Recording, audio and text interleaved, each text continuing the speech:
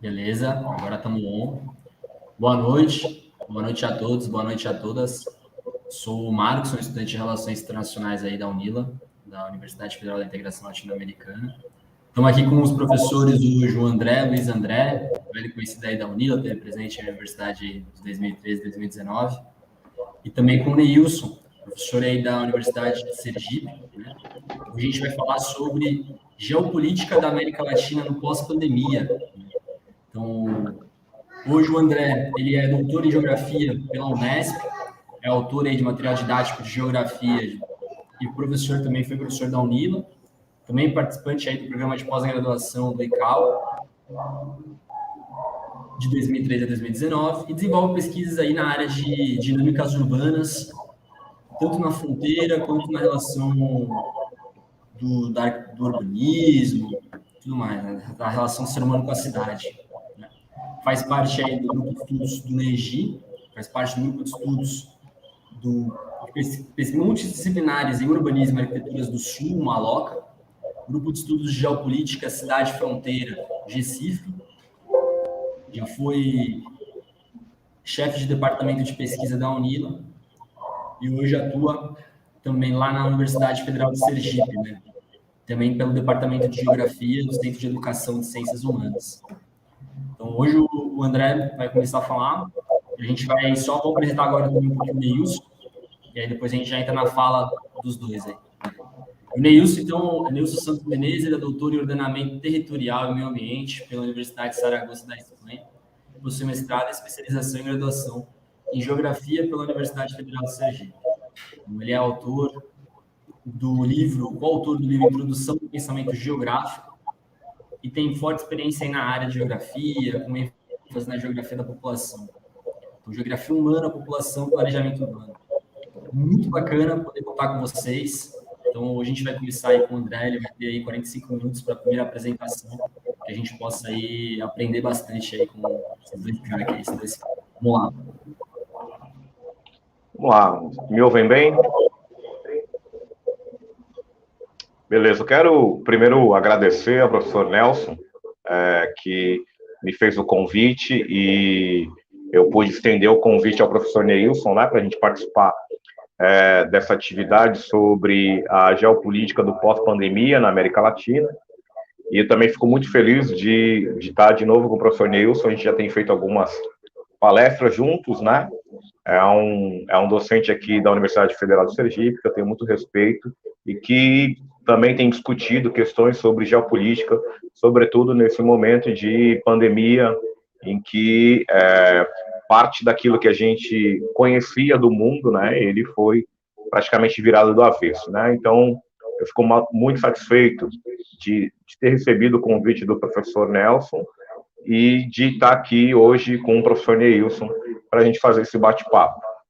Então, a minha ideia, gente, hoje é discutir um pouco sobre como eu vejo esse cenário da América Latina, sobretudo a América do Sul, que eu acho que a América do Sul se configura muito mais como região geopolítica, por conta de haver uma arquitetura institucional, né? Mercosul, Tratado Amazônico, Unasul, que foi esvaziada recentemente, Aliança do Pacífico. Então, você tem uma arquitetura institucional que faz com que a América do Sul seja, de fato, uma região geopolítica, né, com elementos comuns entre os países, mas também especificidades. Né? Então, a minha ideia hoje é falar aí uns 30 minutos, mais ou menos, e depois poder ouvir o professor Neilson e as questões do pessoal que está aí assistindo a gente. Então, eu vou falar um pouco sobre como eu vejo esse momento geopolítico da região, né? E fico aí à disposição para algum questionamento, né? Eu vou tomar a liberdade de compartilhar um slide aqui com vocês e a ideia da minha fala é discutir a geopolítica da América Latina nessa década, né? Nessa década de 20, que é uma década que começa bastante acelerada e intensa do ponto de vista geopolítico, geoeconômico a nível internacional, e que tem um ponto de aceleração, que é a pandemia da Covid-19, que se inicia ali no final de 2019 na China, e depois toma o mundo a partir de 2020. Então, como vocês veem aqui, gente, isso aqui é um mapa que mostra o espectro político da América Latina, aliás, da América do Sul, de 2011 a 2020, durante uma década. Então, essa década de 10, para a gente entender a década de 20, a gente precisa recuar um pouco na década de 10 e talvez na década dos anos 2000. Mas esse mapa ele mostra como, do ponto de vista político, a gente transitou muito rapidamente de governos mais à esquerda, centro-esquerda, né, com a possibilidade da Revolução Bolivariana na Venezuela, e, de repente, a América do Sul entrou num colapso a partir da década de 10, com uma desestabilização política que começa no Paraguai, com a derrubada do Lugo em 2012, e chega ao Brasil com a ascensão do governo Bolsonaro, e você teve também o golpe de Estado na Bolívia, que foi, por bem, revertido rapidamente depois de um processo eleitoral, de uma pactuação no processo eleitoral, ainda em 2020 e 2021. Então, você tem um cenário de desestabilização que tomou a região nessa década de 10 e que, de certa maneira, vai condicionar a nossa entrada na década de 20 com um cenário de disputa, ao meu ver, entre três possibilidades, né, que eu vou falar mais à frente. Mas, para a gente fazer essa leitura do que é a América Latina hoje, e, sobretudo, a América do Sul como região geopolítica, do ponto de vista da geografia, da contribuição que a geografia pode dar, a gente tem que colocar em diálogo duas abordagens, me parece. A primeira abordagem que foi construída dentro da geografia, a partir da geografia crítica nos anos 70, no final dos anos 70, e chegou para nós aí até o ano 2000, você tem a abordagem com a incorporação do marxismo na geografia, do anarquismo, do existencialismo, mas, sobretudo, nesse caso do marxismo, a ideia de formação socioespacial que vai ser formulada pelo Milton Santos, né? Então, vocês sabem, o Milton Santos vai ser um geógrafo que vai tentar fazer uma análise de espaço e técnica. Em algum momento, ao debater a ideia de formação socioeconômica do Marx, ele vai trazer isso para a formação socioespacial, considerando que não há formação econômica que não tenha que ter uma base espacial, e, nesse caso, uma base territorial, que para ele é a base nacional, né? Então, a gente está falando aqui da escala nacional e como a escala nacional se arquiteta do ponto de vista econômico e se insere no sistema internacional.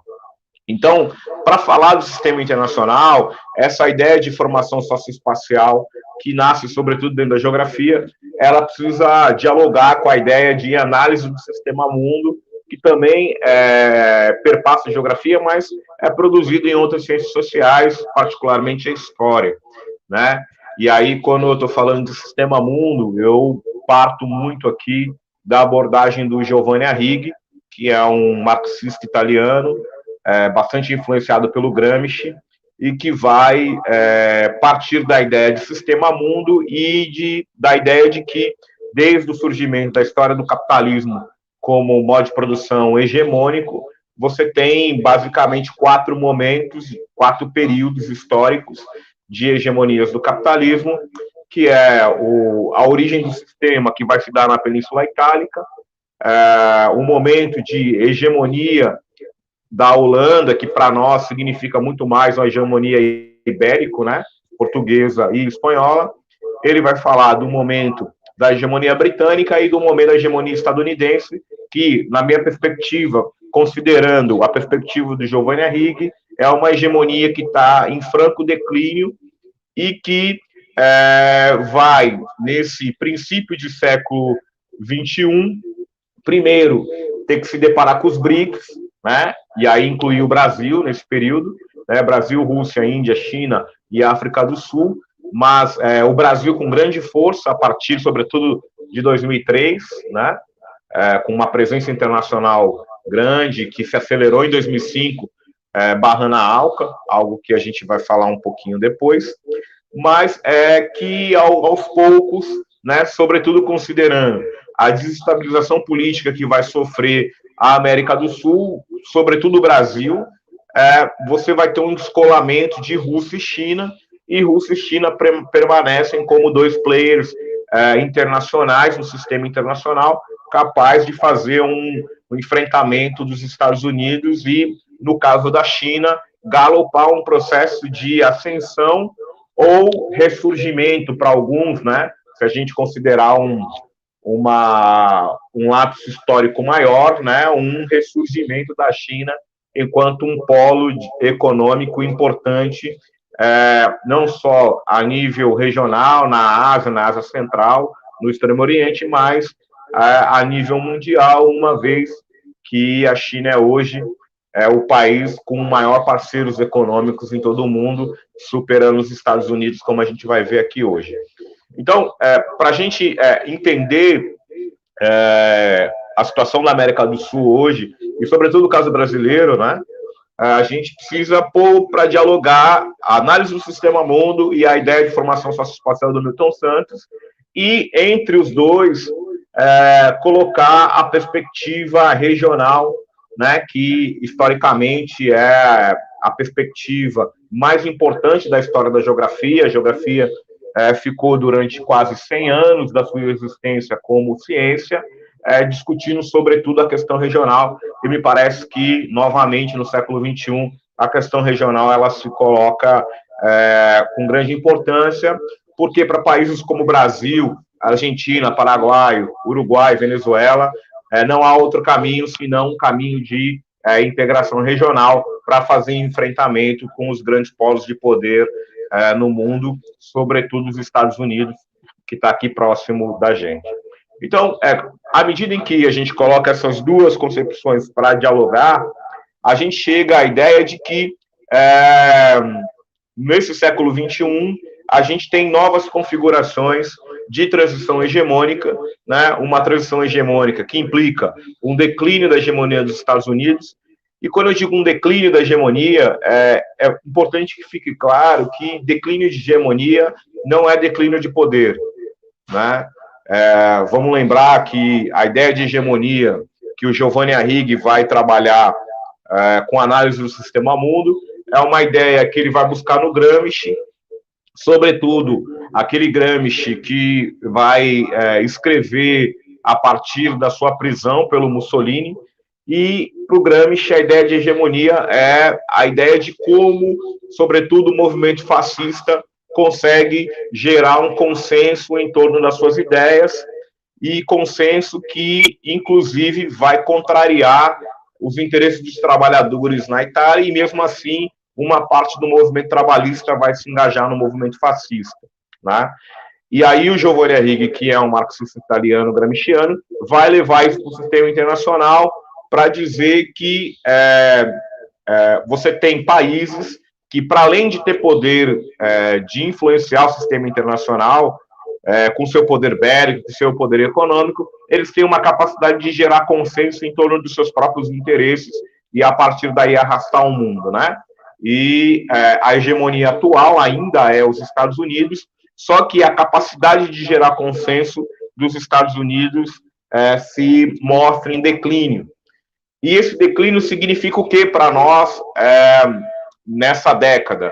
Significa que, ao ter que disputar com outras potências emergentes, ou potências que vão se ressurgir, como é o caso de China e Rússia, os Estados Unidos têm que se recolher à sua área imediata, de influência imediata, tentando manter sua posição de poder, e isso para nós significou uma desestabilização política em toda a década de 10, porque a região ela vinha, desde a década de 2000, se desvencilhando da liderança dos Estados Unidos, e o fato de você ter uma série de governos de esquerda, cada um com as suas perspectivas e seus pactos políticos na América do Sul ao longo da década de 2000, isso implica que havia um momento em que a América do Sul ela se tornou como diria o Heriberto Carlos num texto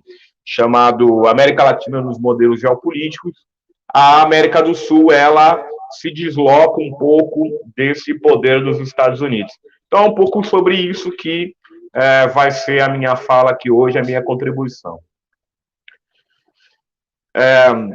Uma coisa muito importante, então, é a gente tratar aí dois níveis de discussão. Primeiro, o próprio declínio da hegemonia estadunidense, como um grande pano de fundo para a gente entender o momento atual da América do Sul. E aí, esse declínio, eu vou trazer aqui alguns elementos. Primeiro elemento aqui, que eu acho muito importante, né? O declínio hegemônico dos Estados Unidos, ele me parece estar muito ligado também, em algum momento, com uma adoção de políticas neoliberais em que o próprio Estado estadunidense, né, ele vai tomar para si algumas políticas que vai esvaziar a capacidade de expansão material dos Estados Unidos, embora isso signifique um aumento da sua capacidade de expansão financeira, né? E aí, como debatido por aqueles que estudam crises no sistema mundo, quando uma hegemonia ela parte para uma expansão financeira, geralmente isso significa um sintoma da sua crise de hegemonia, enquanto aquela potência que está em ascensão, ressurgimento, ela tem uma expansão material, né? O que eu estou chamando de expansão material aqui? A expansão de mercadorias, a expansão de trabalho, a expansão de tributos, a expansão de capacidade do Estado de fazer uma regulação territorial dentro do seu próprio território e transformar isso num umbral de poder para intervir nas relações internacionais.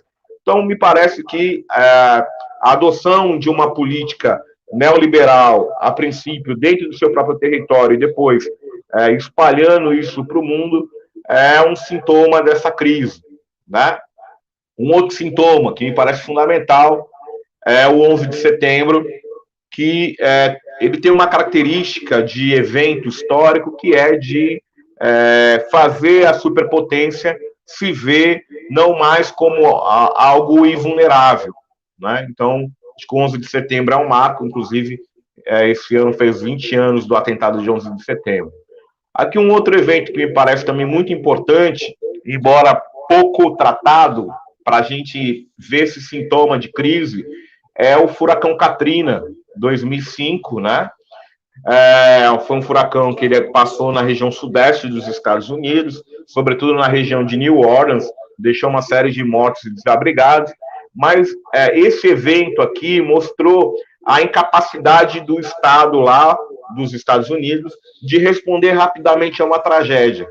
Então, ele acaba demonstrando uma incapacidade de regulação territorial, né, de não só se antecipar a uma catástrofe, mas de fazer o atendimento das vítimas depois, né? Lembrando que um dos eventos que ajuda a colapsar a União Soviética foi o próprio incidente de Chernobyl, né?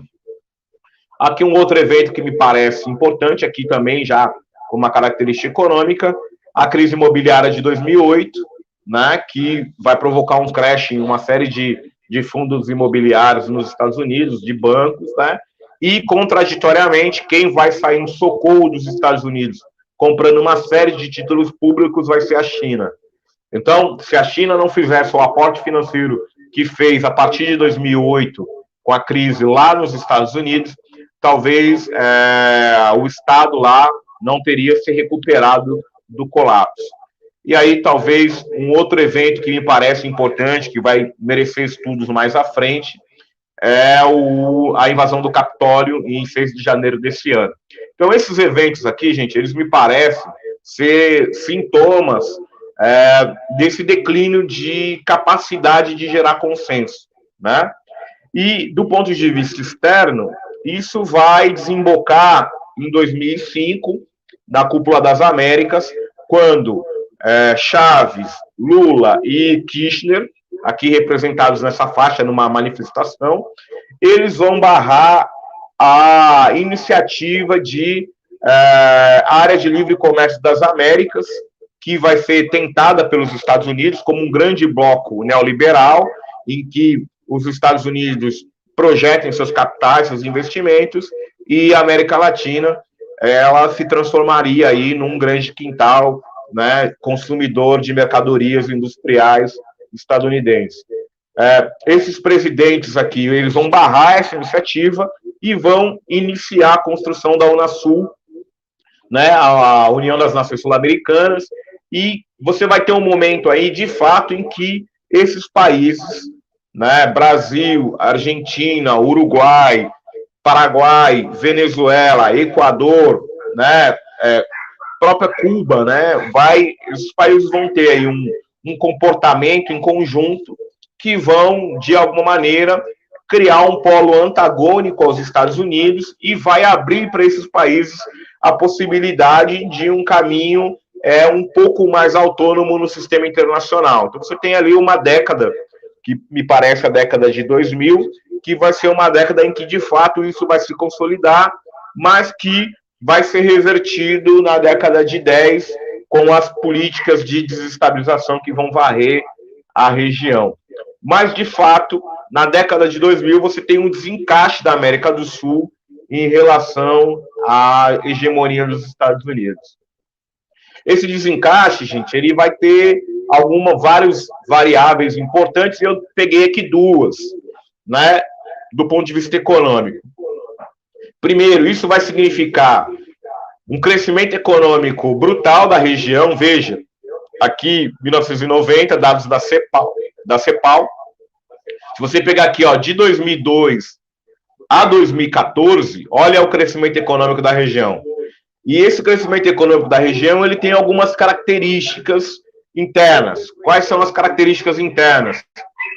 Uma adoção de um neodesenvolvimentismo, né, em que o Estado ele vai voltar a ser um indutor de um desenvolvimento, de um crescimento econômico, de investimentos, de implantação de infraestrutura, né, a criação ou ampliação de um mercado interno, incorporando populações mais vulneráveis, né, e aí as várias políticas de transferência de renda, né, no caso brasileiro, o Bolsa Família, né, mas, sobretudo, a política, sobretudo aqui no caso brasileiro, de aumento de emprego e renda através da política de aumento do salário mínimo, que vai fazer com que a gente tenha um crescimento econômico importante, que vai ter um pico aí até 2012, 2013, e ele, a nível internacional, ele vai estar associado com uma expansão de um ciclo de commodities, sobretudo soja, minério de ferro e petróleo,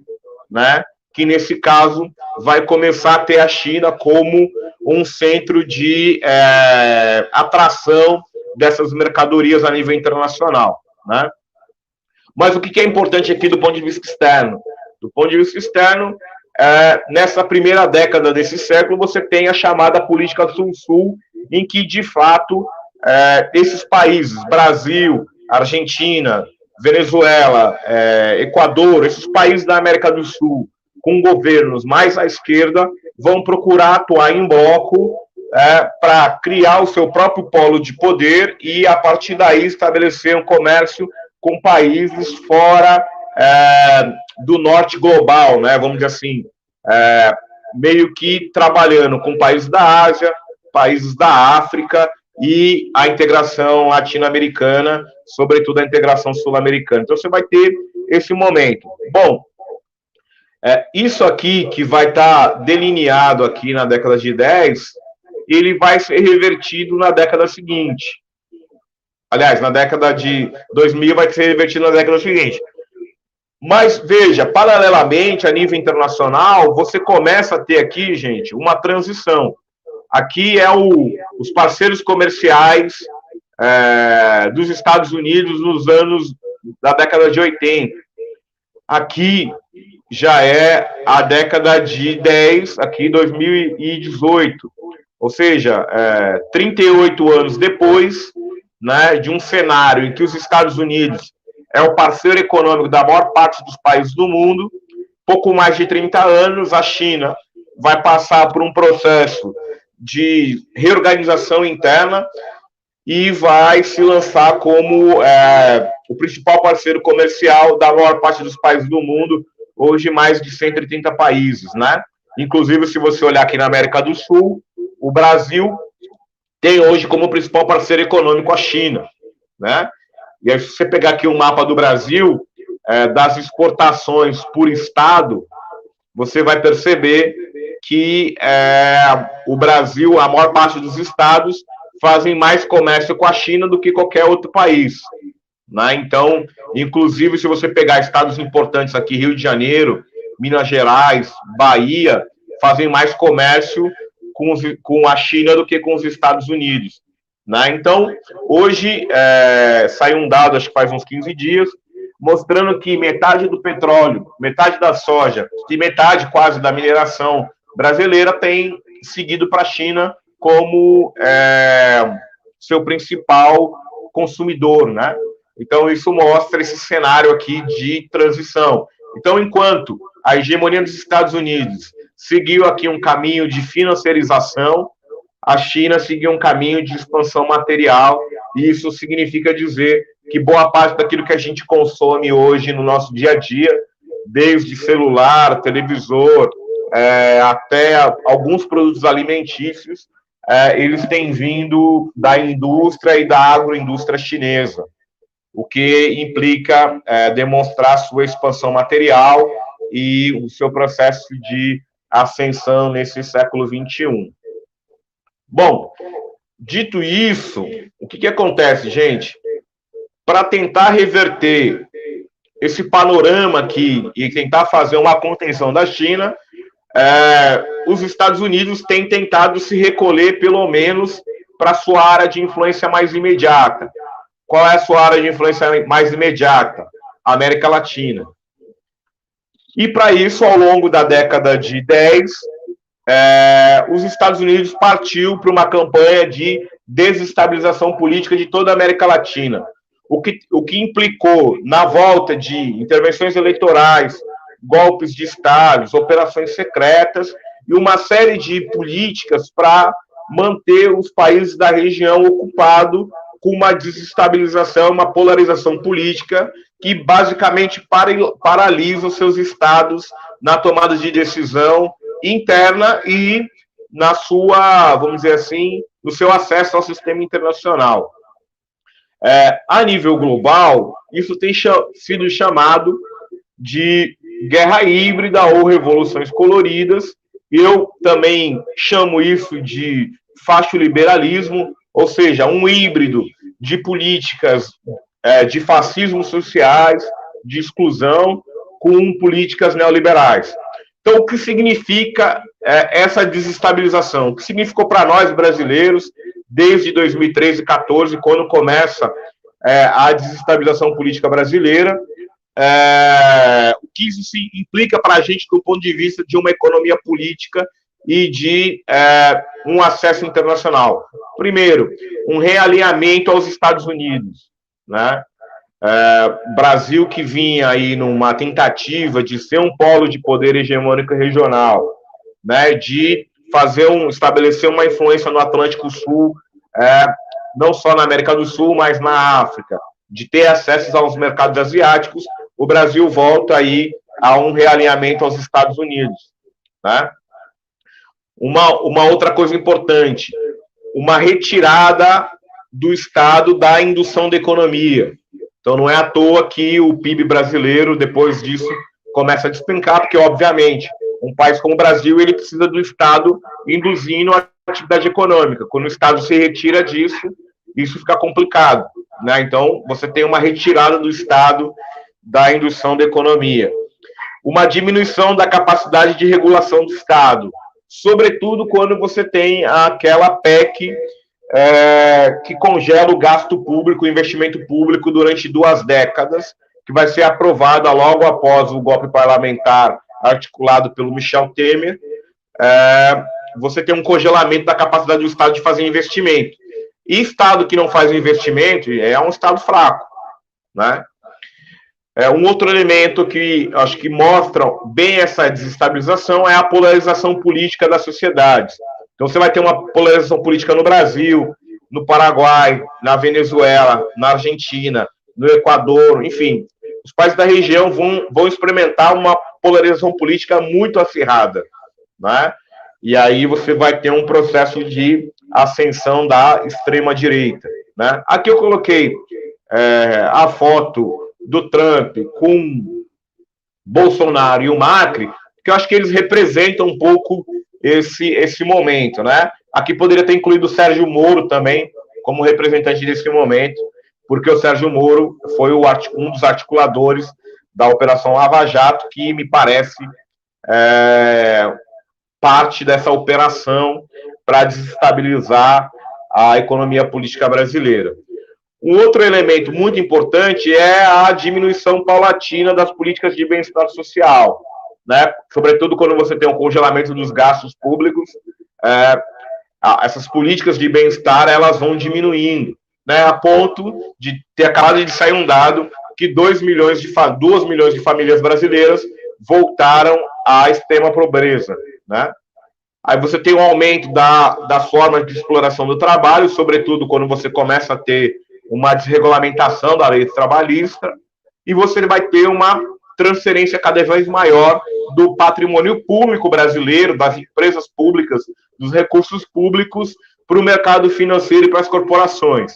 Então, quando você tem o preço da gasolina lá em cima, do diesel, da carne e de uma série de produtos que são fundamentais para a sociedade brasileira, para o seu dia a dia, quando esses produtos disparam de preço, isso significa que eles estão à disposição do mercado internacional, eles estão sendo vendidos em dólar e, portanto, o brasileiro médio, né, e os brasileiros mais pobres vão ter que comprar em dólar, né, e isso implica num ataxamento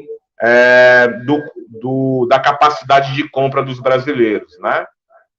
Então, já para ir encerrando, eu vejo 3 cenários para a gente, aí para falar já no pós-pandemia. Eu vejo basicamente 3 cenários possíveis, né? Que vai depender das disputas e dos pactos políticos que vão se desenvolver, e me parece que, no caso brasileiro, o próximo ano vai ser decisivo. Então, você tem a possibilidade de uma continuação de políticas que são um híbrido de fascismo e liberalismo, né, com privatizações, políticas de exclusão, políticas de retirada de direitos, desregulamentação trabalhista, que são expressas no governo Bolsonaro. Você tem a possibilidade de continuação disso.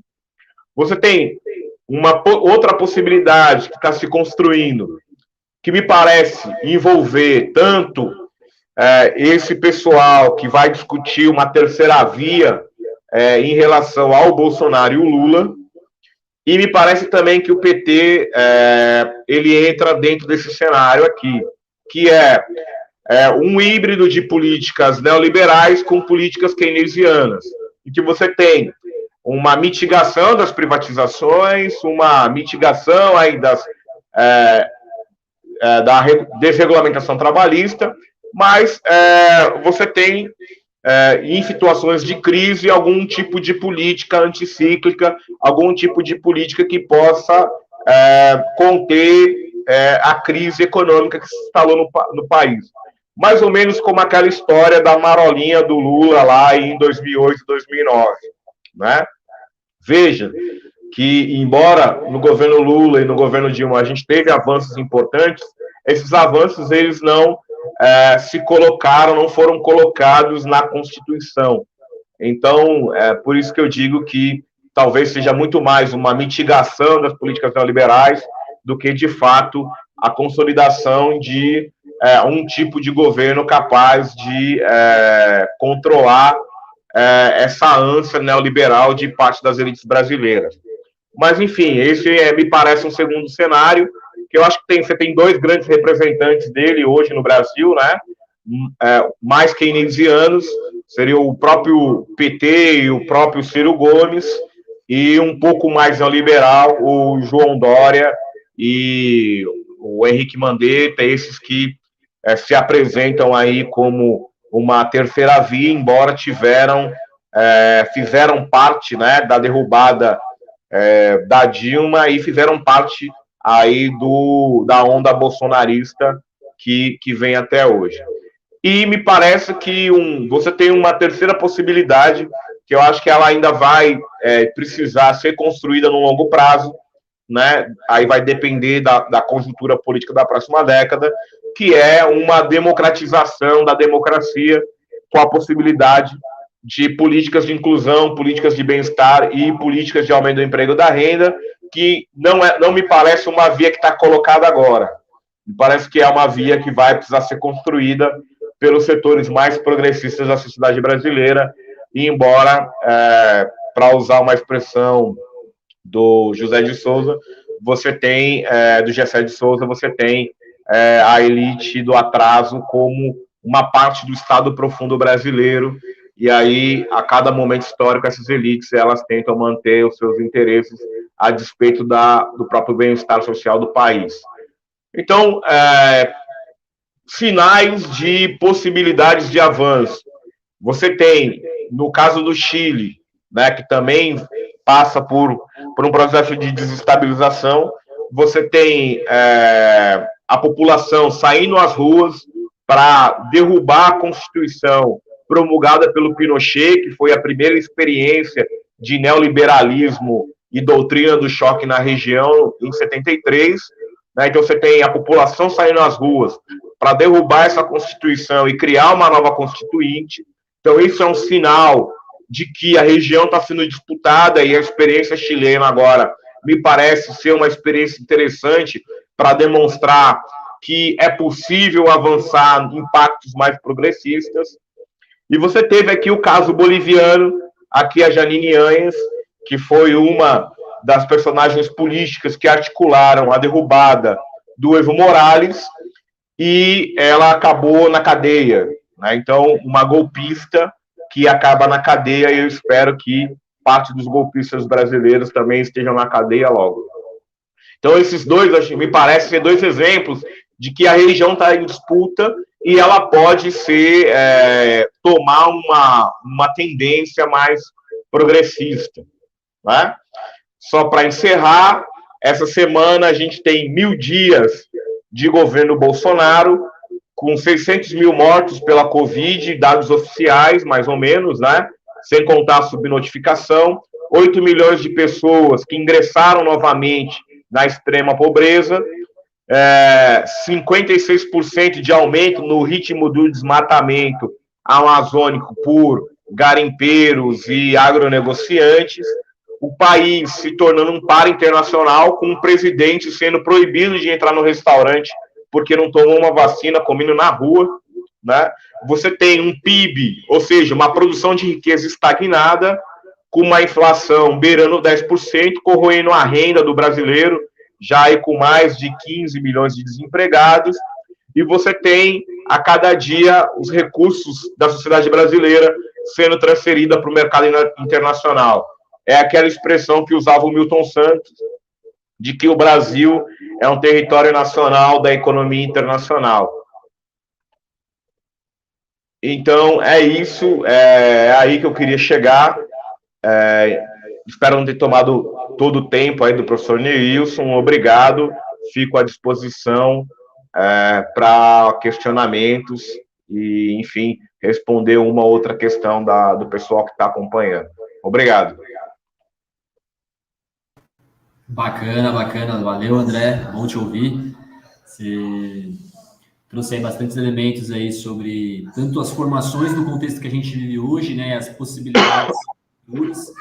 Agora a gente vai ouvir, então, o professor Neilson, para a gente poder ter novas perspectivas também para completar essa análise aí nossa. Beleza? Boa noite, então, a todos que estão acompanhando, né, esse momento aí desse debate. Eu, primeiramente, gostaria de agradecer ao professor André pelo convite, né, que ele me fez. É uma satisfação novamente estar aqui junto com ele nessa discussão sobre essas questões de geopolítica, relações internacionais, questões relacionadas também ao próprio desenvolvimento regional e das nações, no caso especificamente da nação brasileira. Então, agradeço pelo convite E agradeço também ao pessoal da Unila, né, pela organização do evento, por essa possibilidade de estar aqui essa noite para estabelecer esse debate, essa conversa com todos, né? Muita coisa que eu iria falar também, o professor André já acabou, porque o tema realmente tem nós temos muitas, talvez, concordâncias em algumas análises, né? E algumas das questões que você colocou, professor André, até parabéns pela sua fala, eu já tinha me programado também para conversar. Então, eu vou colocar essas colocações aqui na minha apresentação, mas de forma mais breve, já que você já colocou também, para não ficar cansativo. E aí, deixar um espaço maior, que eu acho que é muito mais interessante se a gente tivesse a possibilidade de fazer o debate, seja entre nós, seja a partir dos comentários que estejam acontecendo aqui no chat, que está aí à disposição de quem está participando. Então, eu vou iniciar aqui colocando um pouco do meu slide, tá? Compartilhando com vocês aqui. Só um pouco aqui.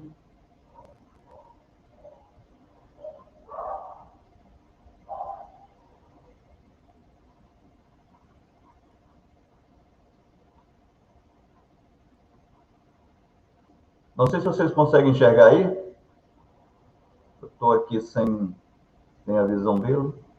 Acredito que sim, né? Então, então, inicialmente eu queria comentar sobre essa geopolítica da América Latina pós-pandemia, falando um pouco do contexto da pandemia, né? E desse contexto de como a pandemia ela acabou transformando, na verdade, ela acabou recrudescendo algumas questões que já existiam, né? Mas que ainda não haviam sido tão potencializadas como a pandemia trouxe, que são essas crises que o Wallenstein chama de crises sistêmicas do capitalismo, né?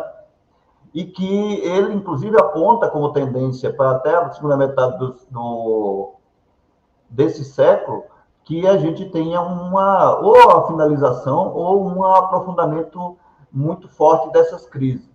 E que essas crises, embora estivessem, como eu coloquei, ainda um pouco veladas, ou pelo menos não estivessem tão profundamente abertas, hoje, após a pandemia, elas começam a estar muito mais claras, transparentes e abertas. E aí eu queria começar falando um pouco sobre isso, para falar sobre essa questão da inserção econômica e geopolítica da América Latina nesse período de pós-pandemia, que é um desafio, né? Então, deixa eu colocar aqui. Nós vivenciamos, então, nesse momento, né, essas crises aí, que a pandemia trouxe à baila, digamos assim, dando maior visibilidade a essas questões que estavam, como eu comentei, já presentes ainda, né, no nosso cotidiano, mas não tão evidenciadas. Então, nesse início do século XXI, a gente tem assistido essa crise das democracias liberais, né, já foi colocado aqui, hoje a gente vive não só a questão da polarização, da questão do avanço das extremas-direitas em boa parte do mundo, mas da incapacidade do sistema político liberal de trazer o bem-estar e experiências de sucesso, tanto de desenvolvimento econômico como social, para a maioria da população. E isso tem promovido, né, potencializado também agora por essa questão das redes de comunicação mais fortes, né, como a gente tem assistido com as fake news, e não só as fake news, mas interferências, às vezes, de países de outras democracias.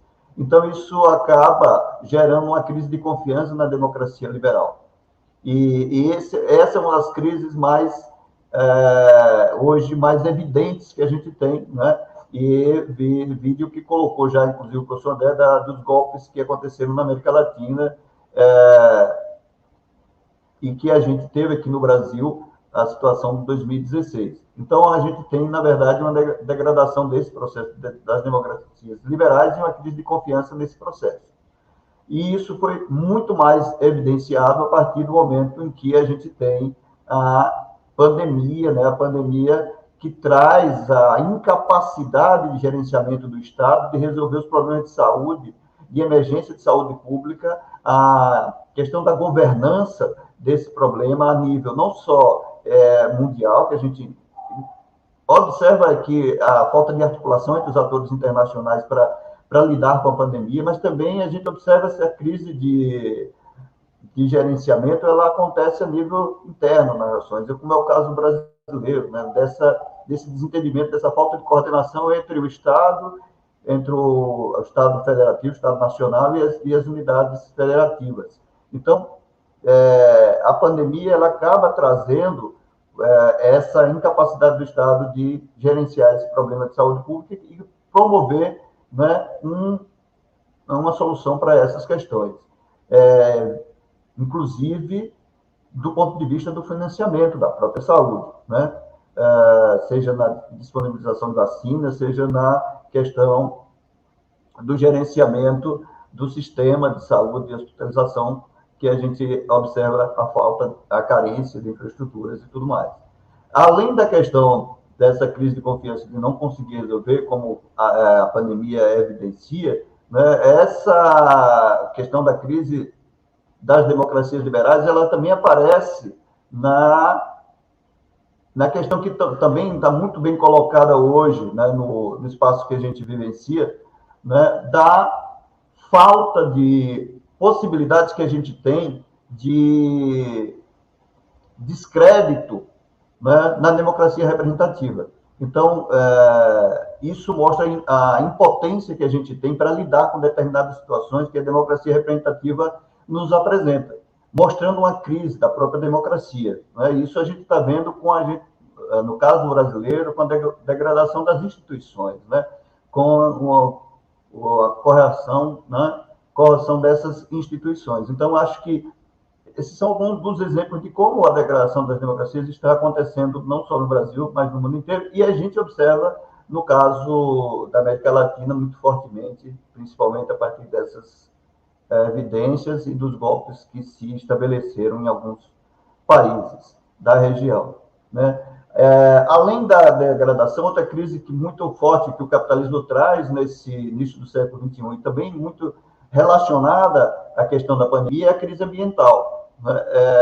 As questões ambientais, não só com as mudanças climáticas, com o desmatamento, mas, sobretudo, com as questões energéticas, mas, sobretudo, também com a questão de como essa crise ambiental ela vai desembocar na crise sanitária, ou seja, como ela está relacionada à crise sanitária, que demonstra, né, outra vez, né, como o sistema socioeconômico vigente ele não consegue dar conta de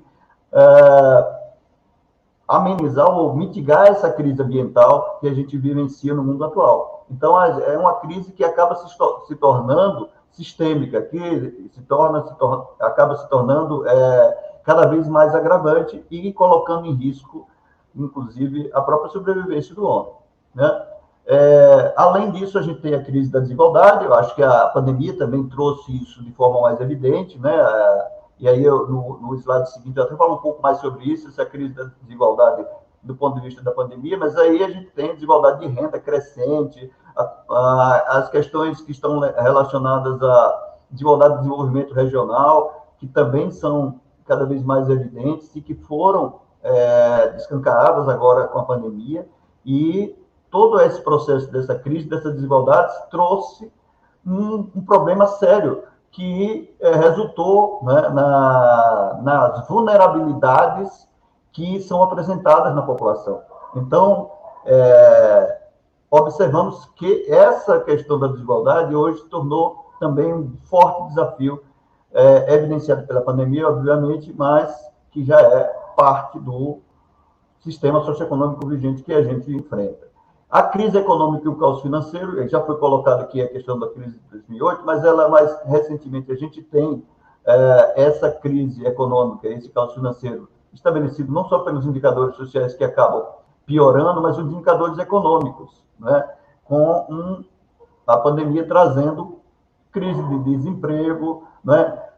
Aumento das pessoas vivendo em situação de pobreza e caos financeiro no sentido de que a gente hoje tem uma concorrência, não só do ponto de vista da organização do sistema, a gente tinha muito bem montado aí no final da Segunda Guerra Mundial, mas hoje a gente tem como a questão do cambial. Então, eu acho que essas crises aí apontam, né, para esse desgaste que o próprio Wallenstein coloca na sua obra lá sobre a crise do capitalismo e que deve se concluir até 2050.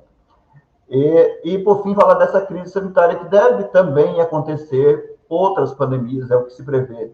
À medida em que as demais crises não sejam resolvidas, a crise sanitária ela deve se aprofundar na medida em que outras pandemias devem surgir quando não se resolveu. A gente, até hoje, a incapacidade dos governos de se unir, de se articular para conseguir resolver a crise atual de pandemia, leva a crer que outras crises devem aparecer. Portanto, é um processo que, como coloca aí esse autor, o Pessoa, né, é uma crise sistêmica, né, que é da economia, da política, do meio ambiente, e que ela é resultado desse processo de globalização desigual, né, com bastante ingerência na geopolítica das relações internacionais neoliberais.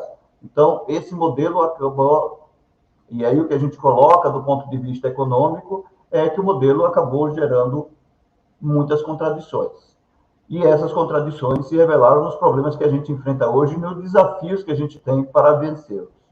E aí eu só queria colocar aqui rapidamente, então, essas desigualdades que a pandemia evidenciou do ponto de vista socioeconômico, territorial, racial e entre países, né? E aí eu coloquei algumas questões aqui do cenário da pandemia que a gente vive, né, com a concentração de renda e a exacerbação dos níveis de pobreza, né, a questão do domínio tecnológico na área da saúde, a gente observa, né, a concentração da produção dos equipamentos de saúde em poucos países, especialmente na China, né, os índices muito mais altos de mortalidade já concentrados em grupos marginalizados, né, e isso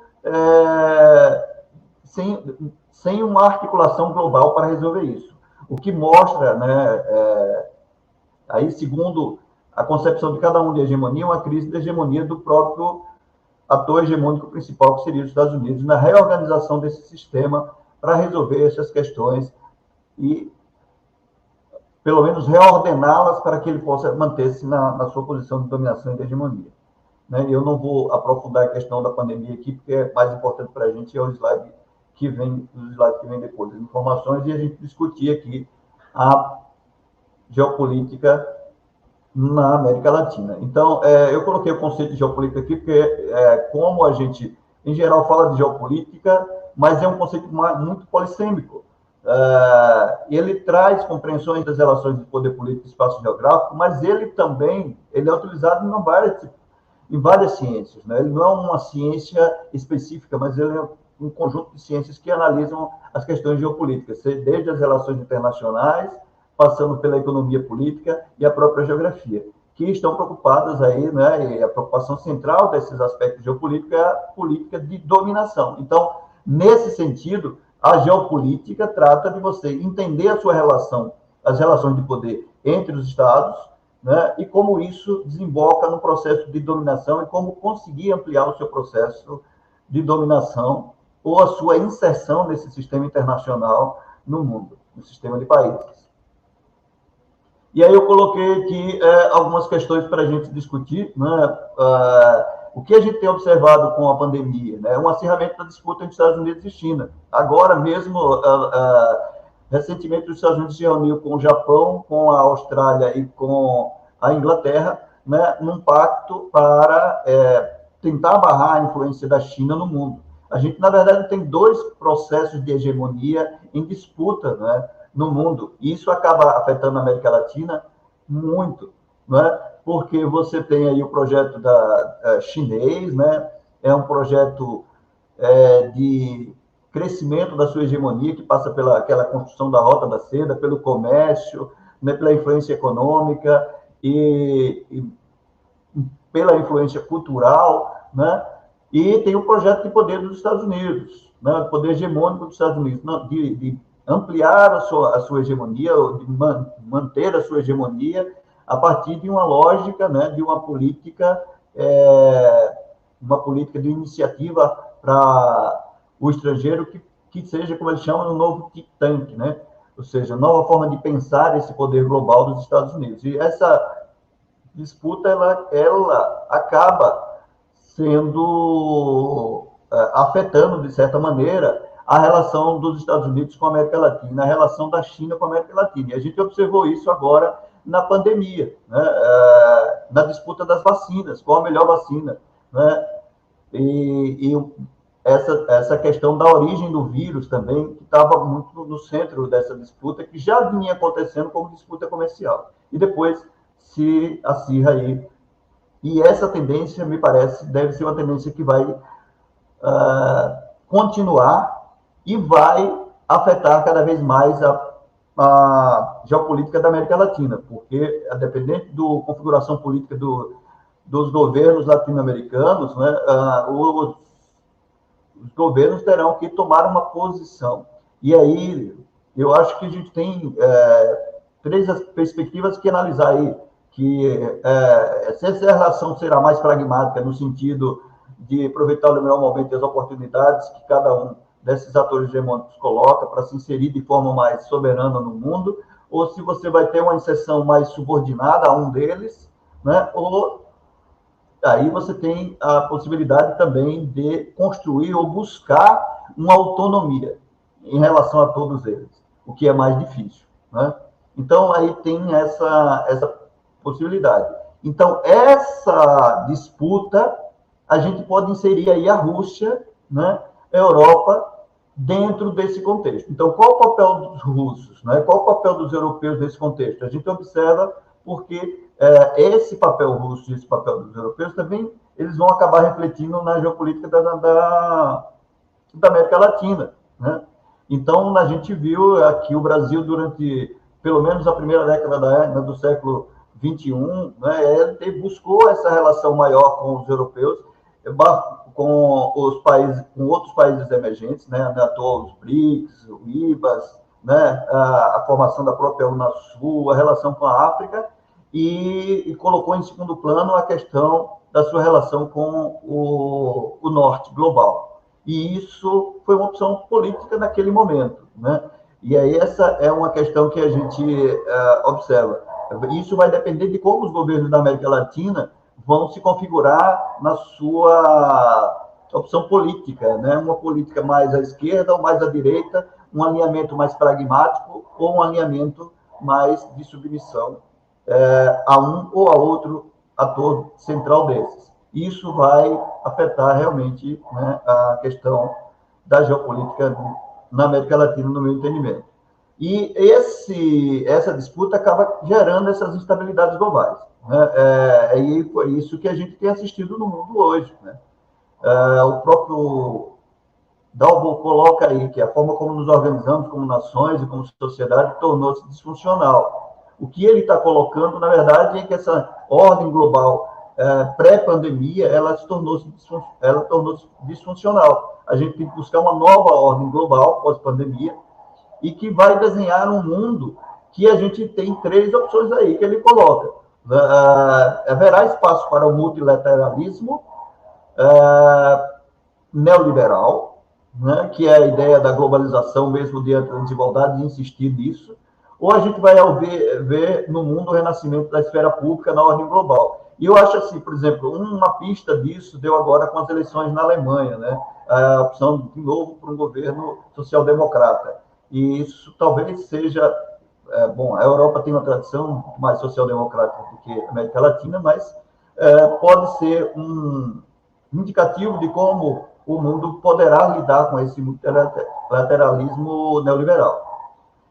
Ou se a gente vai assistir, na verdade, esse mundo bipolar, né, essa disputa novamente, que antes era entre Estados Unidos e Rússia, agora é uma disputa entre hegemonia dos Estados Unidos e China, ou uma unimultipolaridade, ou seja, do ponto de vista militar, a gente teria ainda um domínio muito forte hegemônico dos Estados Unidos, e do ponto de vista econômico e social, a gente teria, socioeconômico, teria mais uma multipolaridade, com uma influência muito grande da China no mundo. para colocar essa questão do que está em jogo, né, na América Latina, eu acho que está em jogo um ataque, né, nesse momento, ao projeto neodesenvolvimentista, né, que aconteceu aí, já como o professor André colocou, desde da segunda metade dos anos 10, né, 10 a 20, né, 2013, 2014, a gente teve um ataque muito forte a esse projeto, e isso está relacionado a essa crise da hegemonia dos Estados Unidos. E aí eu queria fazer um parênteses. Essa crise não necessariamente é uma crise estrutural. Será que essa crise não é uma crise conjuntural e a gente está tratando ela como uma crise estrutural? Né? É interessante a gente entender isso, porque, por exemplo, foi colocado aí, até no próprio professor André colocou, depende de como os governos que se reelegerem na América Latina, como eles vão, de novo, trabalhar essa questão da hegemonia, da reação à hegemonia dos Estados Unidos na região ou da China, né? Se a gente vai buscar construir um projeto mais pragmático, como eu coloquei, ou de submissão. Então, essa crise da hegemonia gerou uma necessidade de ataque ao projeto desenvolvimentista que já estava acontecendo na América Latina, e isso já foi colocado pelo professor André, eu não vou me aprofundar, e isso se deu a partir dessa chamada guerra híbrida, né, que é resultado dessa simultaneidade de crises que a gente colocou ali, né? Então, você tem, principalmente hoje, a questão dos meios das tecnologias da comunicação e informação e das questões que estão relacionadas à capacidade de influenciar a partir das redes sociais como uma ferramenta importante nessa guerra híbrida aí para gerar um ataque a esse projeto aí neodesenvolvimentista na América Latina. E isso, realmente, a gente tem observado que isso não muda o padrão de dominação. Na verdade, busca reforçar esse padrão de dominação. E no caso brasileiro, vamos lá, e da América Latina também, né, a gente observa, se a gente não tiver projetos claros de interesses nacionais muito bem definidos, a gente não vai conseguir resistir a vai sucumbir, né, novamente a um padrão de desenvolvimento que vinga desde o século XIX. Né? Novamente, um países desindustrializados, agroexportadores, inseridos de forma submissa na divisão internacional do trabalho, e isso, obviamente, vai trazer consequências muito negativas para a região. E, por fim, esse slide aqui, que eu considero mais central, né, que são as mudanças que estão acontecendo na geopolítica na América Latina, que acabam nos ajudando a entender um pouco da realidade que nós vivemos do ponto de vista da nossa inserção no sistema internacional e também da nossa realidade local, como nós vivemos, nas condições de vida que enfrentamos, né? E aí eu começo com essa questão do impacto das transformações tecnológicas, né? A América Latina, na verdade, não está preparada, segundo a própria ONU diz, né, para as novas tecnologias, e, portanto, ela acaba na Divisão Internacional do Trabalho, na nova Divisão Internacional do Trabalho, novamente se inserindo de forma subordinada a esse processo das tecnologias de ponta desenvolvidas no mundo do norte globalizado, né? E esse impacto dessas transformações tecnológicas também acabam afetando não só essa questão da inserção na Divisão Internacional do Trabalho, mas, como eu coloquei, no domínio ideológico ou cultural das nações desenvolvidas, em termos de determinar que tipo de padrão tecnológico deve ser adotado para o desenvolvimento das nações.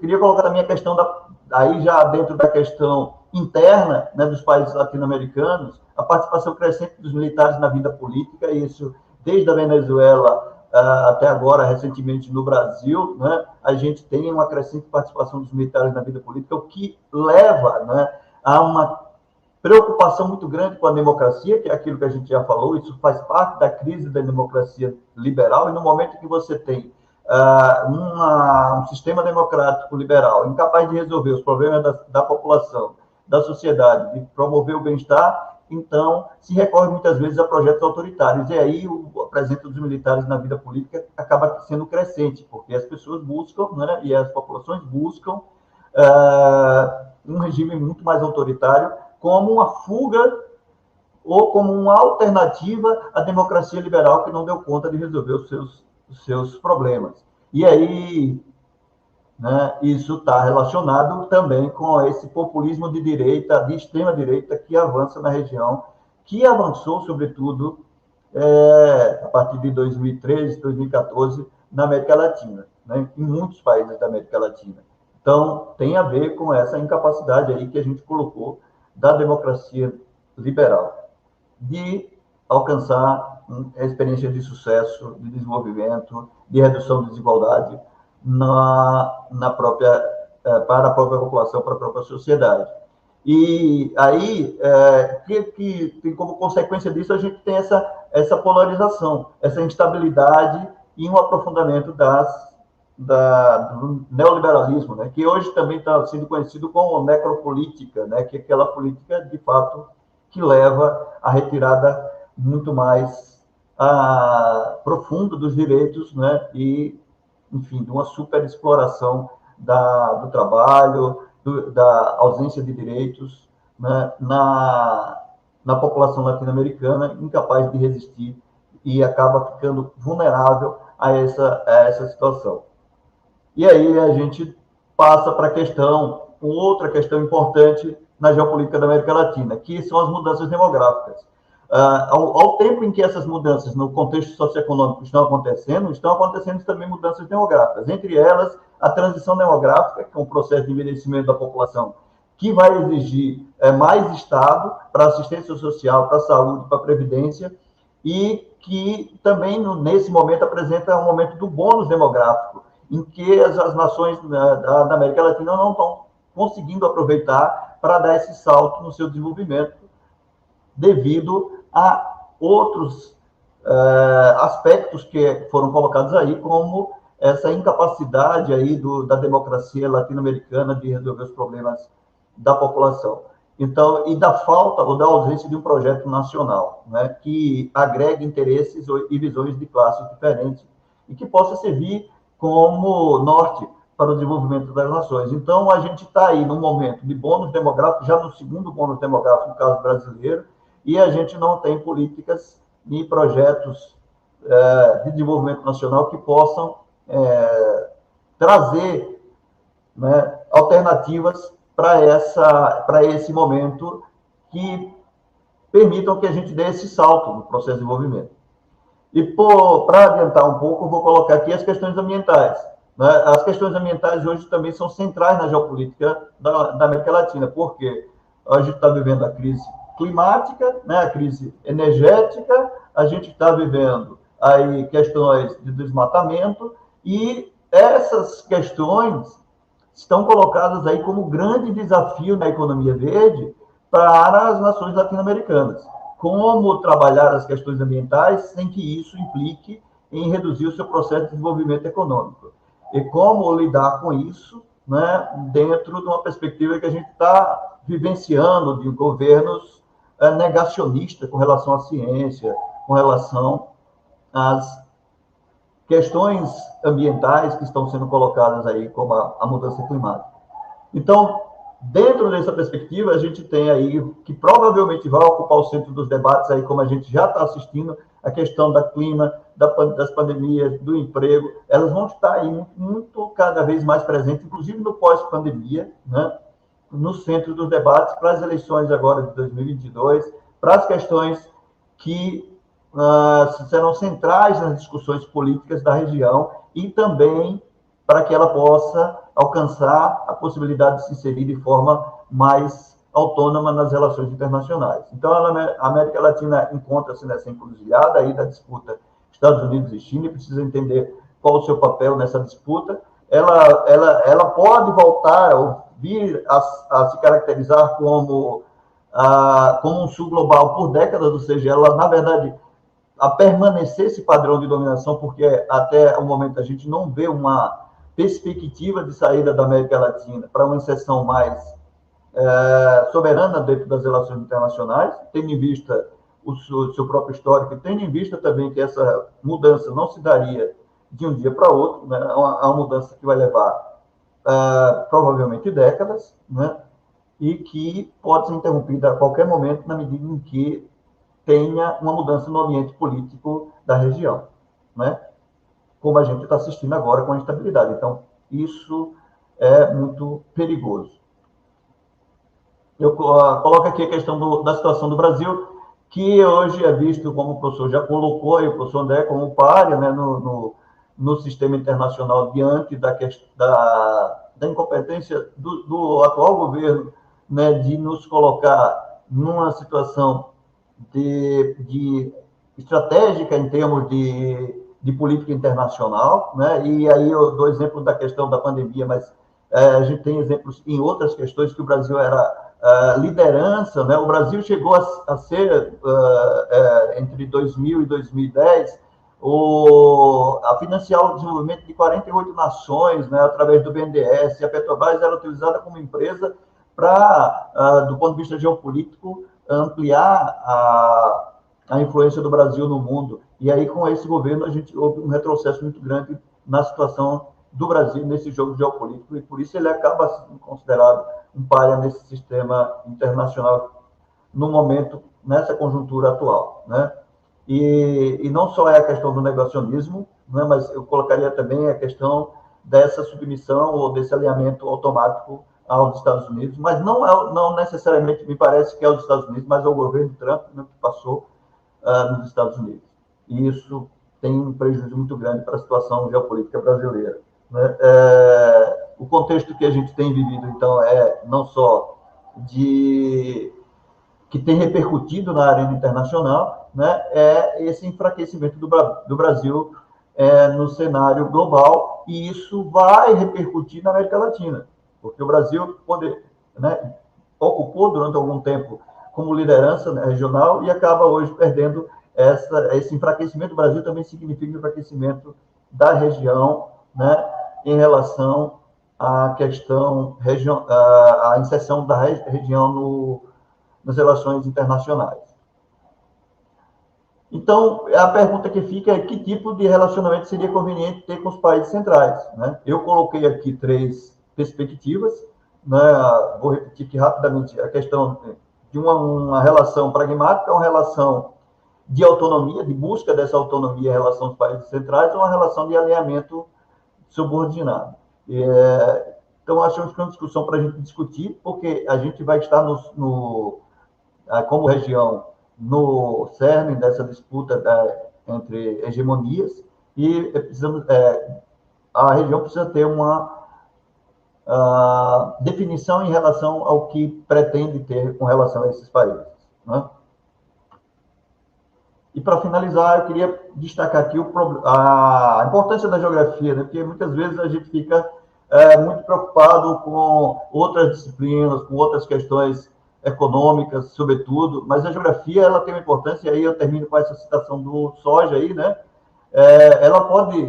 O território, a territorialidade, o poder, estão no cerne, no nosso, digamos assim, da nossa organização de vida, não só como pessoas, mas como nação, como territórios. E elas podem nos ajudar, podem nos prejudicar, individual e coletivamente, de acordo com o momento em que a gente vive, e de acordo com aquele jornalista, acho que é britânico, né, o Tim Marshall, que ele coloca, né, que somos prisioneiros da geografia, no sentido de que o território nos define também enquanto processo de desenvolvimento. É isso. Eu finalizo essa apresentação aqui para deixar um espaço maior para o debate entre nós aqui. E aguardo a manifestação de vocês. Beleza, bacana. Muito bom mesmo, galera, muito bom. Tanto o Neilson quanto o André levantaram aí temas que, apesar do Neilson ter comentado que o André tinha abordado alguns temas que ele ia levantar, conseguiram fazer de forma bem complementar, né? Então, tanto uma visão do que formou o contexto geopolítico que a gente tem hoje e quais são as perspectivas de contexto geopolítico, tanto a nível doméstico do país, né, quanto a nível das relações entre as potências, das relações entre as zonas periferias, semi-periferia. São muito bacanas essas visões, cara. E, muito felizmente, hoje a gente teve bastante interação aí dentro do chat, teve bastante aí visualizações. Então, bem bacana. E eu gostaria de já levantar algumas perguntas que um pouco da galera levantou para vocês, tá?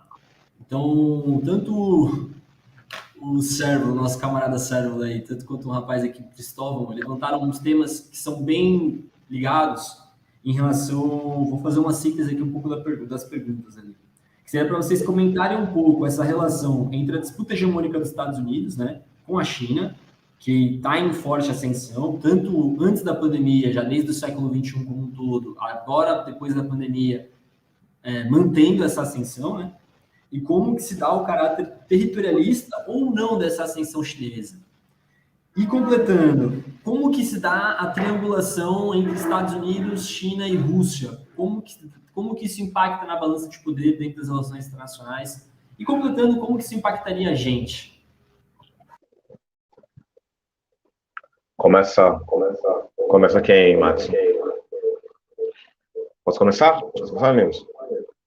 Olha, acho que uma coisa importante, eu até vi essa discussão no chat, quero agradecer a presença do professor Cristóvão, meu colega na UNILA e agora está na Universidade Federal do Acre. Quero agradecer a Gilvanete também, né, a nossa aluna aqui da Geografia aqui da UFS, e o Servo, né, um amigo que eu tenho também na UNILA, e a presença do professor Lúcio. Quero agradecer as perguntas que eles colocaram, mas eu queria apontar o seguinte: não me parece, assim, que a China ela tenha uma visão territorialista dentro do sistema internacional, né?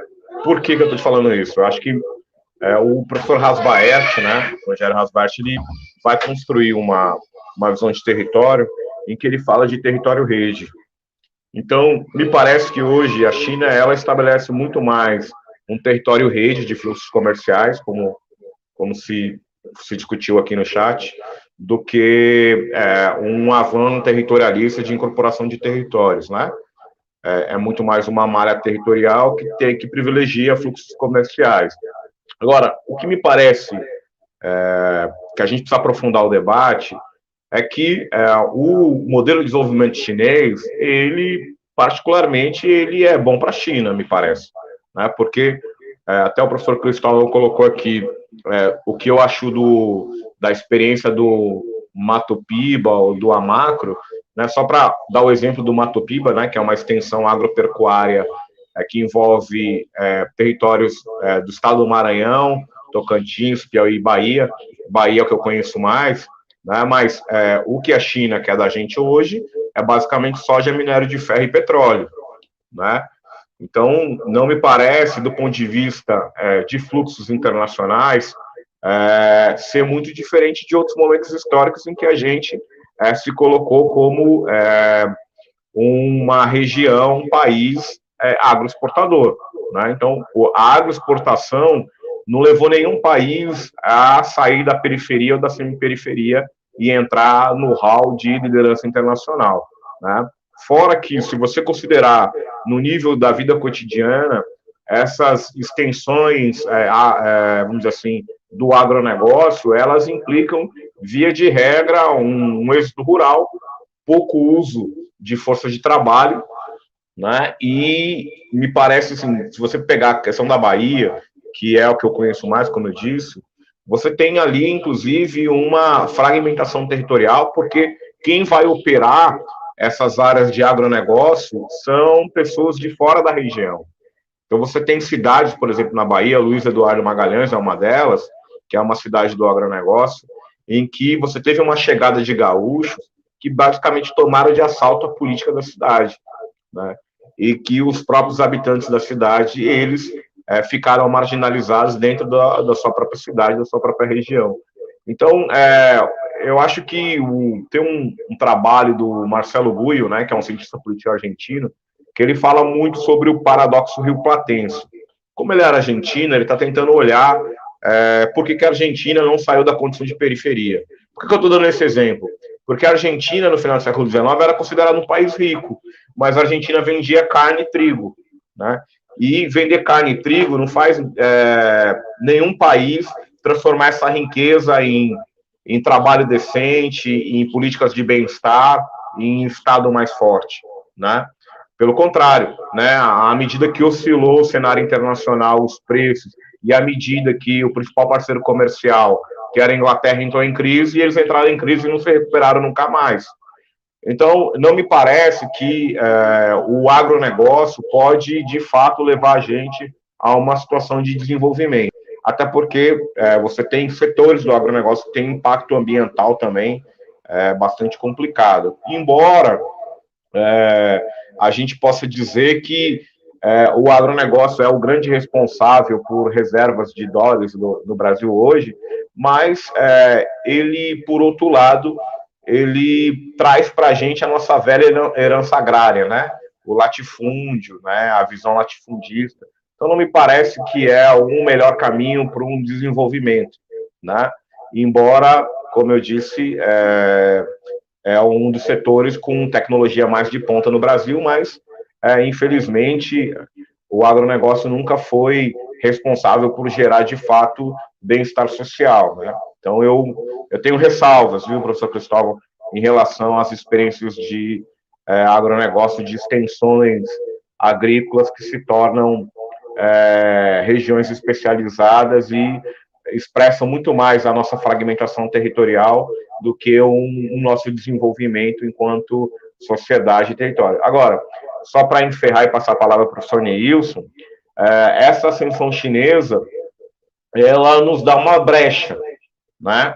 Eu parto do pressuposto que o período de transição é, de fato, o período em que os países podem buscar uma autonomia, um desencaixe da hegemonia que está em crise e buscar um umbral de poder para se colocar, se reposicionar no cenário internacional, à medida que uma nova hegemonia ela vá se colocando, né? Só que eu acho que o Brasil perdeu o time. Eu acho que, inclusive, com essa parte aí dos setores do agronegócio que ajudaram na derrubada do governo Dilma, eu acho que ali você quebrou uma trajetória, né? Talvez o Brasil ele poderia entrar num cenário de maior soberania no sistema internacional, mas à medida em que a convergência de interesses do agronegócio, né, que a gente já está falando aqui, de setores que eram oposição política ao PT, ao Lula e a Dilma, de setores do judiciário brasileiro, de setores da classe média, com interesses das grandes petroleiras internacionais que tinham interesse no petróleo, né, mais Lava Jato, enfim, a convergência de interesses desses setores, desses segmentos, em derrubar aquele projeto de desenvolvimento que vinha sendo pavimentado pelo governo do PT até 2016, aquilo você abortou uma trajetória que poderia colocar a gente numa situação melhor de soberania a nível internacional. Vale lembrar, gente, que a lei de royalties do petróleo definia que 75% dos royalties ia para a educação e 25% para a saúde. Então, isso, muito provavelmente, mudaria a próxima geração de brasileiros, né? Então, quando você tem a derrubada de um governo que articulou esse projeto, né, e você tem uma redefinição do marco do petróleo que desfaz essa política de distribuição de royalties, a gente entra ladeira abaixo e agora, né, dados dessa semana, 2 milhões de famílias brasileiras entrando na extrema pobreza. Então, assim, a gente perdeu o time, né? Eu acho que agora, para a gente se reorganizar, para se colocar de novo de forma soberana no cenário internacional, a gente vai precisar de construir de novo um novo movimento abrangente na sociedade brasileira e que parece que a gente está incipiente nisso, né? Então, eu acho que a gente perdeu o time quando se resolveu estabelecer um golpe de Estado no Brasil com a derrubada da Dilma Rousseff.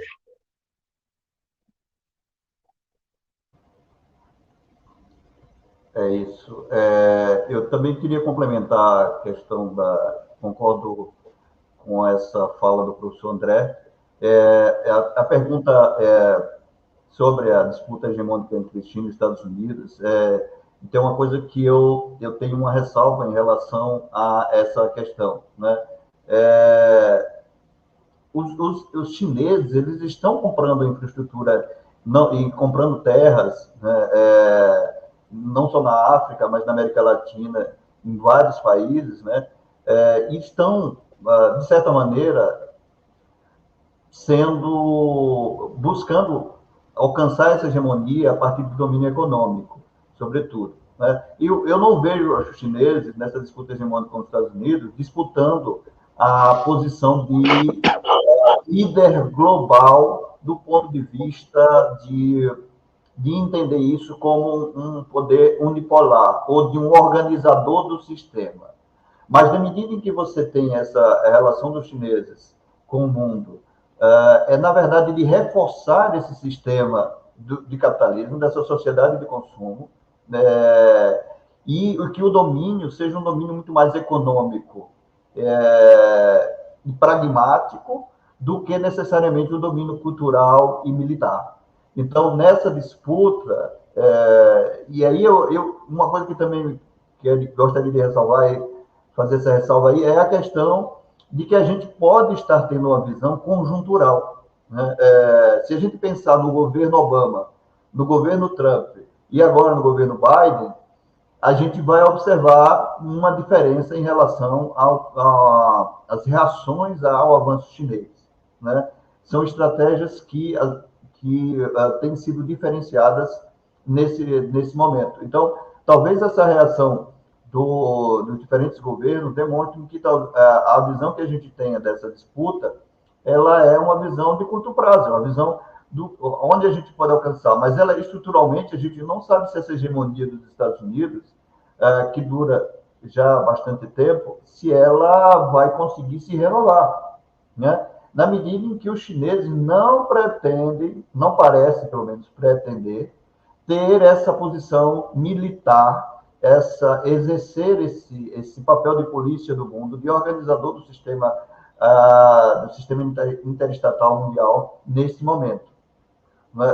Pelo menos, vamos falar isso no médio prazo. Né? Então, essa disputa me parece mais uma disputa comercial e econômica. Bom, claro, envolve disputa tecnológica e tudo mais, mas não pode desembocar numa disputa militar.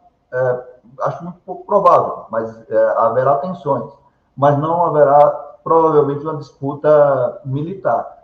O grande desafio dos americanos, né, dos Estados Unidos, é conter o avanço econômico dos chineses e a sua capacidade de avançar, né, nesse domínio aí no sistema econômico mundial, que eles não pretendem destruir, que eles não pretendem colocar um novo sistema no lugar. Eles querem realinhar apenas o sistema para reduzir o impacto, o domínio econômico dos Estados Unidos. Essa é a minha posição em relação a essa disputa hegemônica.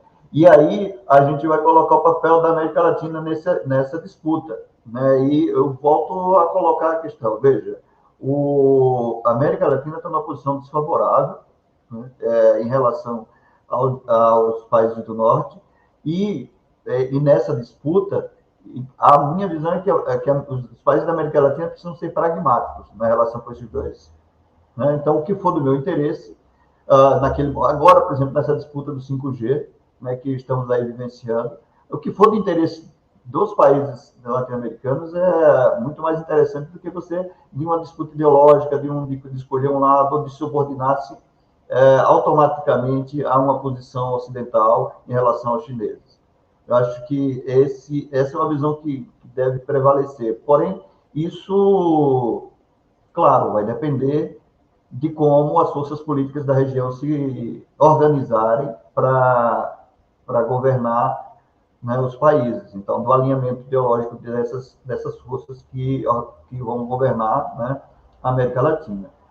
Então, eu também quero agradecer, viu, o pessoal aqui, o Aimoré, o professor Cristóvão, né, a Givonete, a participação aqui. Né, tem algumas perguntas, eu acho que relacionadas ao papel da Rússia, né, em relação a essa disputa, porque a gente fala muito da China e dos Estados Unidos, mas esquece que os russos são um ator também muito central, né?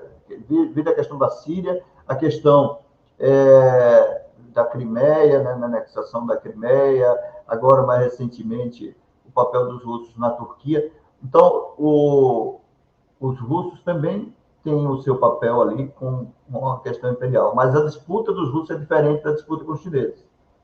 Então, a disputa dos Estados Unidos com a Rússia é uma disputa mais militar, é uma disputa mais, sim, por território, é uma disputa por uma hegemonia da força, né, por hard power, né, do que diferente da disputa que seria com os chineses. Mas os russos são também pragmáticos, e essa união com os chineses, ela pode ser, e aí ela é estratégica para barrar o impulso, como aconteceu recentemente em relação ao avanço dos Estados Unidos e sua aliança com a OTAN. Então, eu acho que os russos têm um papel importante, e a gente viu isso agora na Venezuela, assim, alguns aqui na América Latina, né, com a vacina Sputnik na Argentina. Os russos têm um papel, então é preciso não deixá-lo esquecido como um jogador, né, um player, né, global importante, principalmente e militarmente, mais do que economicamente, mais do que a força militar e cultural, mas sobretudo tecnológica e militar.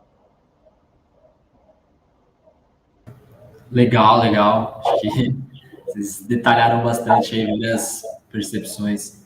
E aí, para fazer uma última pergunta, né, para a gente poder também atingir o nosso tempo, eu queria aqui dialogar também um pouco com uma pergunta do professor Lucas aqui. Ele pergunta exatamente assim, quais seriam as soluções para impulsionar a industrialização dos países sul-americanos, especialmente do Mercosul, né, a industrialização desses países. E para agregar nessa pergunta, né, eu queria levantar um tema que é que, por exemplo, ontem, no Congresso Nacional aqui do Brasil, foi aprovado as federações partidárias, né? E algumas dos partidos que hoje compõem o cenário nacional, eles debatem, por exemplo, a necessidade de um novo projeto nacional de desenvolvimento, né?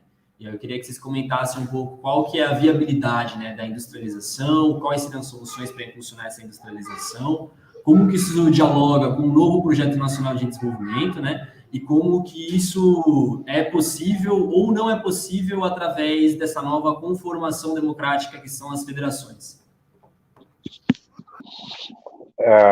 Eu vou ser rápido, assim, eu acho que o cientista político que eu citei aqui, argentino, Marcelo Gui, ele dá a dica, que é o seguinte, é o impulso estatal, nesse caso, e é a insubordinação ideológica. Para você seguir num caminho de industrialização dos países da região, só há esse caminho, né? O Estado como indutor, né? E você ter uma sociedade que se organize para atingir esse objetivo, né? Que é o que aconteceu, por exemplo, com a China, que é o que já aconteceu com os Estados Unidos. Só para lembrar, os Estados Unidos foram com uma guerra, a Guerra de Secessão é uma guerra de disputa de dois modelos econômicos, o modelo agrário e o modelo industrial, né? Então, eles foram para uma guerra para decidir isso. Então, eu acho que só o impulso estatal, ou seja, você ter uma elite política que articule a indução da industrialização e uma sociedade que se organize para atingir esse objetivo é o caminho que a gente deve seguir. Agora, isso não se faz sem uma integração entre os países da região, porque isoladamente nenhum país é capaz de fazer esse enfrentamento sozinho, né? Porque isso implica em atingir interesses dos países centrais. Haja vista a questão do pré-sal, né? Então, se você não tiver o conjunto de países que possam se ajudar, se defender junto, se organizar junto e fechar junto um conjunto de pactos sociais que envolva a industrialização, uma integração e uma ação conjunta no cenário internacional, esses países isoladamente eles não podem seguir nesse caminho de transformar os seus estados num indutor do desenvolvimento industrial ou tecnológico que seja capaz de gerar bem-estar social para as diferentes sociedades. Então, eu acho que é esse o caminho, né? Fora disso, não tem, a experiência histórica não mostra outros caminhos.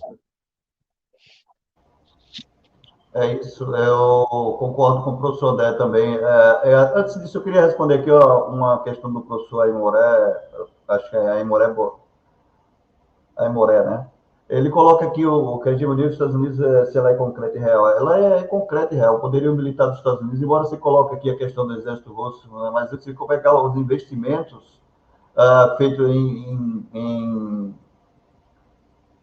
tecnologia militar, no exército, em defesa dos Estados Unidos é muito superior ao dos russos, né, a quantidade de investimento. Quer dizer, porém, essa hegemonia, ela não é hegemonia unilateral, ela é negociada, né, é soberania parcelar, porque esse poder de intervenção dos Estados Unidos, embora possa acontecer no mundo inteiro, né, diferente dos russos que não tem base no mundo inteiro, né, bases militares, mas ele precisa ser negociado. Então, é nesse sentido que talvez você não esteja entendendo. Né? Os russos têm um poder de barrar em determinado ponto, mas os Estados Unidos têm um poder global, tem bases no mundo inteiro e tem um investimento superior em defesa superior aos russos. Tá? Eu queria falar sobre a questão da industrialização, eu vou também falar rapidinho em 3 aspectos que considero aí para ressaltar um pouco. A primeira coisa, a América Latina, para se inserir no processo de industrialização, ela vai ter que dar um salto. E esse salto só é possível se você tiver a continuidade de um projeto de nação ou de um projeto de desenvolvimento regional. E esse projeto, continuidade desse projeto, só existe se você tiver, dentro da democracia, uma continuidade de governos alinhados a esse projeto, que deve ser um projeto de interesse da própria sociedade. Portanto, tem que surgir, tem que ter base de apoio social. E isso que a gente não tem na sociedade.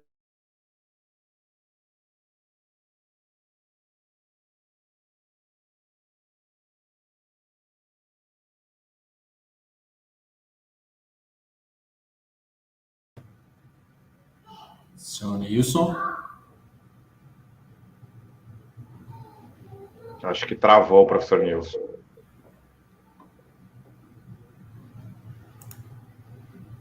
Certo. Foi o certo.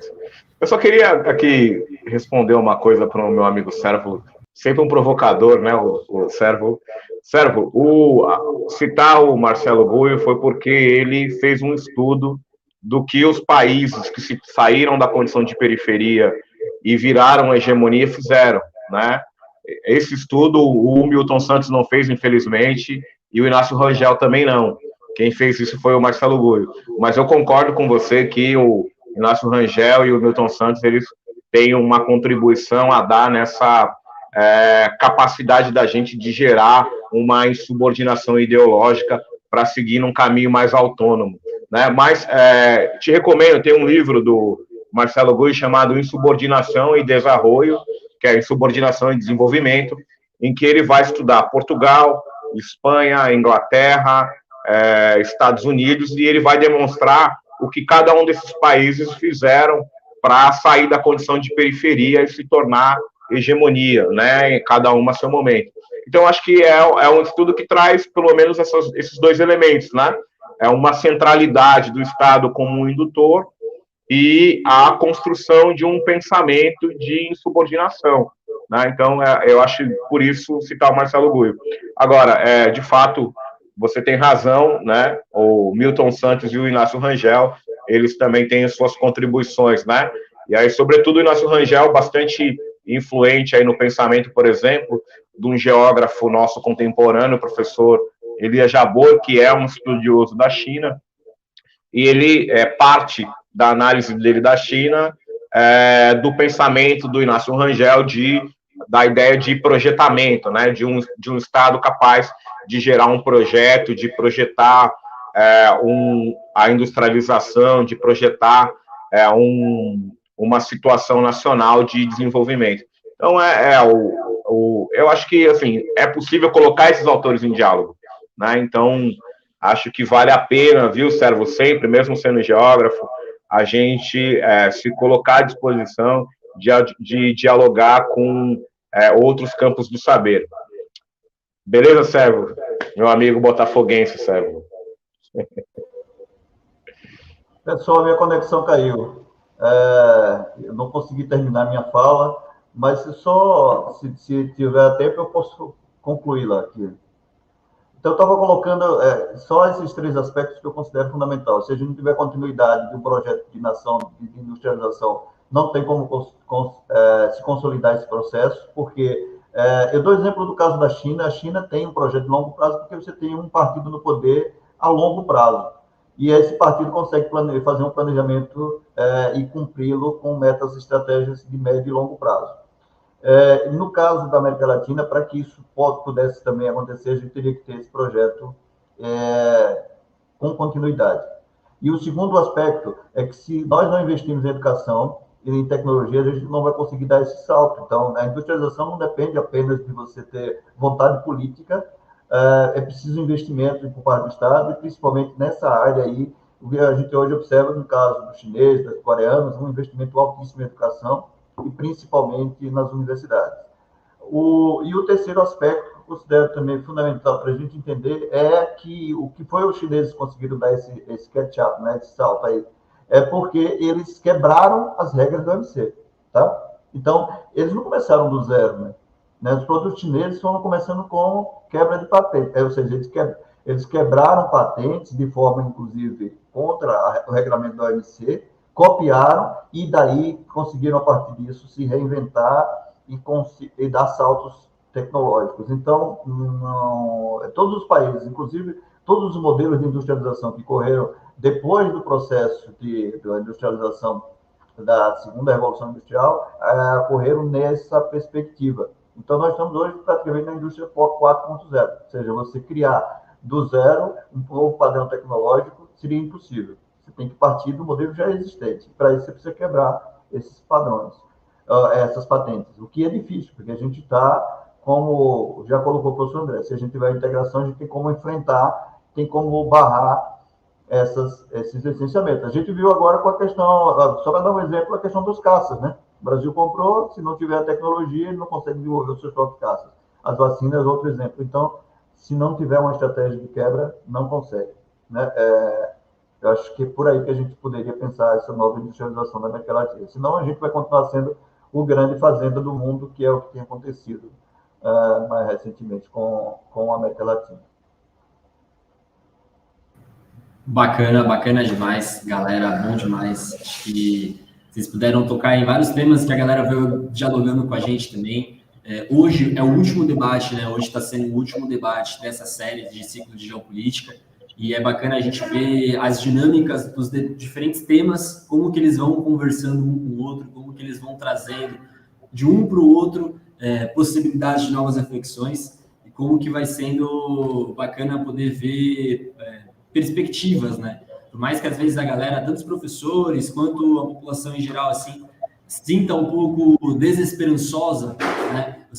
A gente percebe que por mais que haja essa desesperança, há também muita gente engajada, muita gente com vontade política, vontade de fazer, vontade de se manifestar, vontade de projetar, né, soluções para o nosso país. E isso eu acho que é o grande, aquilo que aquece nossos corações, que no fundo aí, tanto o professor, todo mundo aí que trabalha com educação tem um fundo de militante aí, né, na causa. Então, acho que é bacana poder contemplar isso.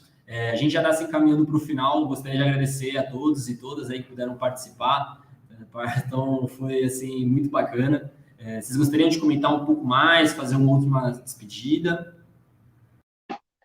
Olha, eu só gostaria de agradecer novamente, né, professor Neilson, professor Nelson, pelo convite. Agradecer aqui os colegas que estão acompanhando, o Servo, Lucas, Cristóvão, Giovanetti novamente, e dizer que foi realmente um grande prazer e espero estar com vocês aí de novo fazendo esse debate, né? E dizer que, embora a gente pareça estar vivendo uma distopia, a história ela tem seus reveses, né?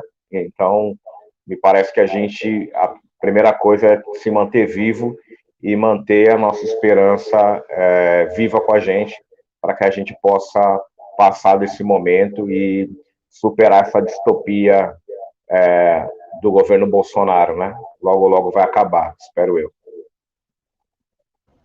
É isso aí. Eu gostaria de agradecer ao professor André pelo convite, e novamente ao Nila pela oportunidade de estar participando aqui, a todas as pessoas que estiveram aqui nos ouvindo, né, dando essa audiência para a nossa apresentação, para esse debate, para essa discussão, um tema muito interessante, eu acho que merece aprofundamento, né?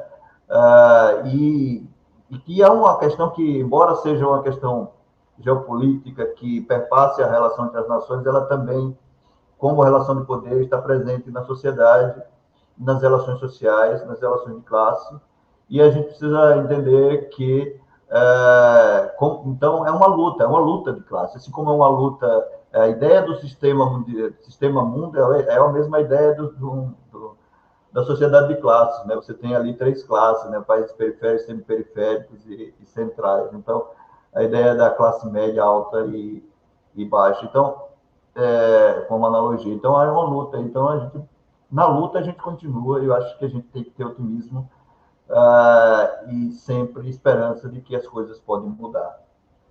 Com muita luta, claro. Obrigado a todos. Vamos ficando por aqui, então, galera. Vamos ficando por aqui. E agradecer novamente a todos e todas aí. Então, tenham uma boa noite. Obrigado aí, professor André. Prazer rever você, cara. Obrigado aí, professor Nilson. Queria só comentar uma coisa, André. Não sei qual vai ser a outra oportunidade que eu vou ter para falar com você em relação a isso. Mas, graças a você aí, pude estudar meu TCC. Teve uma aula aí específica que a gente fez uma pergunta. Você, na hora ali, não soube muito bem responder, mas foi a partir disso aí que a gente pôde buscar...